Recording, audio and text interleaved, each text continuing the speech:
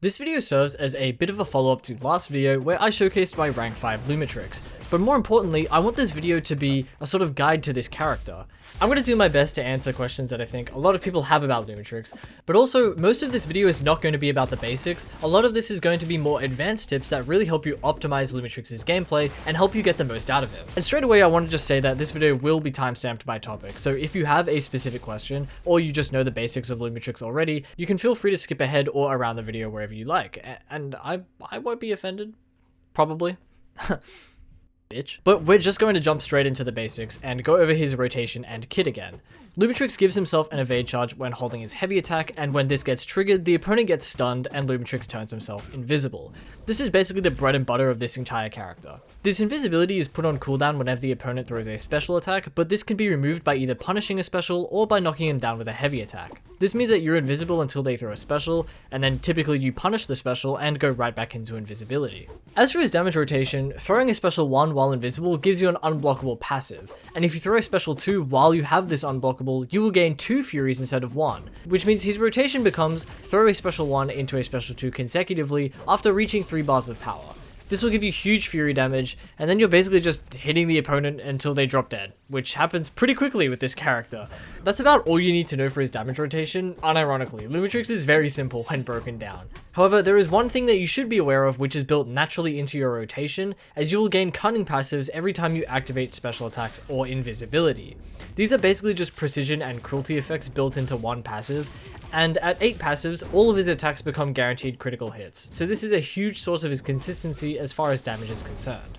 Again, that covers his basic rotation. That honestly, it'll end most fights, but I want to quickly cover something that may seem obvious but is still worth noting, which is what to do after your initial ramp where you have your 2 big furies. Now, as mentioned, your cunning passives are refreshed each time you turn invisible, and so they're just not really something you have to worry about. However, your fury buffs do not refresh outside of the special attack 2, so this is where you have 2 options after the starting rotation. Number 1 is you can just do the same rotation again, which is build the 3 bars of power, throw the special 1 into the special 2, and refresh both furies at once, which works, like this is fine. The second option is actually the better one in terms of damage for longer fights, which is just building to a special 2 and throwing it immediately, only refreshing a single fury. Now, like I said, this is better for longer fights, but the problem with it is that it now forces a tempo on the fight, which means that you have to build the special 2s quickly in order to upkeep both furies at the same time. In fights where the tempo is maintainable, and most importantly you have a good invisibility uptime, this is usually fine actually. This would be the approach for Necropolis Titania or this Abyss Quake, as they have simple special attacks that you can punish and therefore you don't leave invisibility much, so your fury effects are paused for longer. So again, there's really nothing inherently stopping you from doing the 3 bars of power rotation again, but spamming special 2s is actually the better alternative for longer form fights. What if they're above a bar of power and you need to turn yourself invisible? Is it just like over? Interestingly, the answer isn't just bait out a special, and my technique actually applies to a lot of different characters, so I think it's really interesting. This is something that I pioneered for Mr. Negative originally, but has made its way into my Sandman gameplay and also my Lumatrix gameplay. The idea is, when the opponent has a bar of power, you can't catch yourself absolutely fucking lacking charging a heavy attack in the open. So instead of having to bait the special, or attempting to have like god level reaction time on a heavy attack charge, we can do what I call heavy buffering. Essentially, if you have 2 inputs on the screen, MCOC input priority is kind of weird. When you hold block, you can interrupt the block by medium attacking, but light or heavy attacking will have your block take priority. This means that if I were to hold block and then hold heavy attack, the heavy attack won't charge until I let go of block. Through this, we can buffer the time it takes to register the input as a held heavy attack, but also discourage special attacks until the opponent dashes, at which point all we have to do is let go of block and the heavy attack charges. This applies to Lumatrix of course, but like I said, I also use heavy buffering when playing Mr. Negative and Sandman, or even Negasonic Teenage Warhead. All 4 of these champions are looking for the opponent to hit into their heavy attack charge, and this is almost impossible to pull off without heavy buffering if they have a special attack. Now, I know I'm in the minority playing on PC, but this is possible on mobile, and it's just as easy in my opinion. So here is a clapped clip of me trying to play on my iPhone mini or some shit, which you will not see often because it's so hard to play on. But that should demonstrate like how versatile this strategy is, and how you can use it with a lot of different characters. And so I really wanted to include heavy buffering in this video because I just think it's such a cool tip, and it's very, very useful. Now, a lot of people also think that Lumatrix is really weak against evade countering champions, and like this is kind of true to an extent. There were some comments talking about some like, put him against Serpent, little bro. And I'm like, let me show you right now. I'm gonna spoil this. We finished this fight with about 60% HP remaining, and this was a fight I had against Serpent in Battlegrounds. This is not a good matchup for Lumatrix at all. This is probably one of the worst that you could conceive for him, and Lumatrix is still able to take it in a pinch.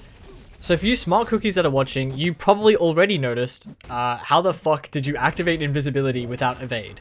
And this is because Lumatrix has a line in his kit that says, if you activate a special attack while the evade charge is active, then you activate invisibility along with the special attack. This means that you can do Lumatrix's rotation without evade. It's not fantastic. I'm not going to pretend like this is great, because you miss out on a lot of cunning passives that you would otherwise get by activating invisibility through the heavy attack evade. But regardless, if you have to play Lumatrix in a non-evade setup, it is possible, and this is how you would do it. So I want to showcase this as like a proof of concept more than a recommendation, because absolutely, do not take this guy against a fucking Serpent, bro. It's not gonna go well. I also had some people say that he would struggle with Jabari Panther in Epoch, because she has Ensnare on her SP1, so you cannot evade. And you'll notice I don't even have Ensnared on me right now, but I'm just gonna play it like I do, so that we can explore more about the non-evade matchups. And I forget she bypasses miss, so I don't end the fight on 100% HP. But like, what are we talking about here? As you can see, this is fine. So like, he may be a little underpowered in fights where he can't evade, but don't say he's useless against them. I also got a lot of questions asking about his awakened ability. Should I spend an awakening gem on him? Should I wait until he's duped before I rank him up? These kind of things, and my answer is pretty unequivocally no, he does not need his awakened ability. But we'll go over it inside 30 seconds just so you can understand why. This first line is talking about debuffs that expire and do damage, such as Whiplash from Quicksilver, Frostbite, Combo Detonation, but notably not High Evolutionary's passive Combo Detonation, only debuffs, so this doesn't really see much use offensively. The second line is talking about instant damaging effects and giving them a chance to fail. So think Black Panther Civil War's kinetic bursts, or the energy damage bursts on Jean Grey's special attack 2. The SIG now gives them a chance to get failed, so if you put Lumatrix on defense, this may give him a little bit of stall value, but it's so niche you'll really never see any use out of this in a lot of matchups, and even offensively, it's practically useless.